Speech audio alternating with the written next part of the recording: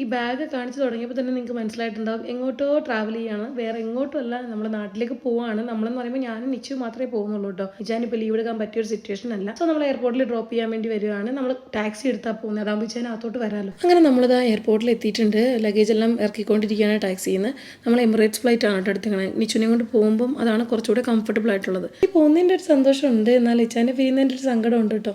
നല്ല സാരമില്ല, കുറച്ച് ദിവസത്തേക്കല്ലേ. അങ്ങനെ നമ്മൾ അകത്ത് എത്തിയപ്പോൾ ഇവിടെ ഇങ്ങനെ ഒരു സംഭവമൊക്കെ ഉണ്ടായിരുന്നു. എന്താണെന്ന് എനിക്ക് മനസ്സിലായിരുന്നില്ല. പിന്നെ കുറച്ച് നേരം നമ്മൾ അതിൻ്റെ വീഡിയോ ഒക്കെ എടുത്ത് നിച്ചു അവരോട് ഹായ് പറയാൻ പോയപ്പോൾ അവർ പറഞ്ഞു നമുക്കെന്നാൽ ഫോട്ടോ എടുക്കാമെന്ന് പറഞ്ഞിട്ട് നിച്ചിനെ നമ്മൾ തിരിച്ച് നിർത്തി അവിടെ നിന്ന് ഒരു ഫോട്ടോയും കാര്യങ്ങളൊക്കെ എടുത്തു കേട്ടോ. കുറച്ച് നേരത്തെ എത്തിയിട്ടോ എയർപോർട്ടിൽ, അതുകൊണ്ട് തന്നെ ഒരുപാട് സമയം ഉണ്ടായിരുന്നു. നമ്മൾ ഓൾറെഡി ഓൺലൈൻ ചെക്ക് ഇൻ ചെയ്തിട്ടുണ്ടായിരുന്നു. അപ്പോൾ അതാ ഇവിടെയാണ് നമ്മുടെ ബാഗേജ് ഒക്കെ ഡ്രോപ്പ് ചെയ്യേണ്ടത്.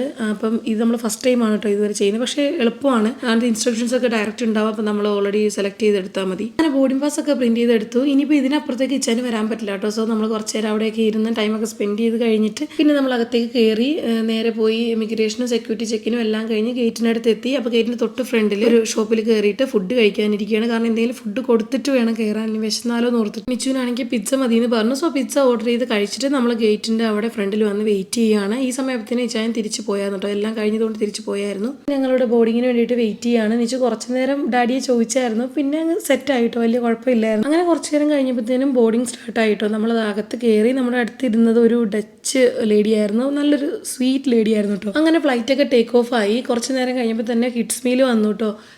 ആക്ച്വലി എക്സ്പെക്ട് ചെയ്ത പോലെ കിഡ്സ് മീൽ അത്ര നന്നായിരുന്നില്ല. നിച്ചു കഴിച്ചില്ല കേട്ടോ ഒട്ടും. പുറത്തുനിന്ന് ഫുഡ് കഴിച്ചത് എന്തായാലും നന്നായി. പാസ്റ്റ ആയിരുന്നു ഉണ്ടായിരുന്നത്, എന്തായാലും നിച്ചു കഴിച്ചില്ല. അത് കഴിഞ്ഞപ്പോൾ അഡൽട്ട് മീൽ വന്നു. ആക്ച്വലി ഇത് ഞാൻ എക്സ്പെക്ട് ചെയ്തില്ല കേട്ടോ. എനിക്ക് ഫസ്റ്റ് ടൈമാണ് ഫ്ലൈറ്റിൽ മുട്ട റൈസ് കിട്ടുന്നത്. അപ്പോൾ അതിൻ്റെ കൂടെ ചിക്കൻ കറി ആയിരുന്നു. പിന്നെ അത് നല്ല ഫുഡായിരുന്നു കേട്ടോ, നല്ല അടിപൊളി ഫുഡായിരുന്നു. ഇതിൻ്റെ കൂടെ റസ്മലായി ഉണ്ടായിരുന്നത് നല്ല കിഡിലൻ ടേസ്റ്റ് ആയിരുന്നു. അങ്ങനെ ഫുഡൊക്കെ കഴിച്ച് കഴിഞ്ഞ് പിന്നെ നിച്ചു ഉറങ്ങി കേട്ടോ. നിച്ചു എൻ്റെ മടി കിടന്നുകൊണ്ട് പിന്നെ എനിക്ക് വീഡിയോ ഒന്നും എടുക്കാൻ പറ്റില്ല. ഇതിപ്പോൾ നമ്മൾ കൊച്ചിയിൽ ലാൻഡ് ചെയ്തു, താഴെ ഇറങ്ങിയപ്പോൾ എടുത്ത വീഡിയോ ആണ്.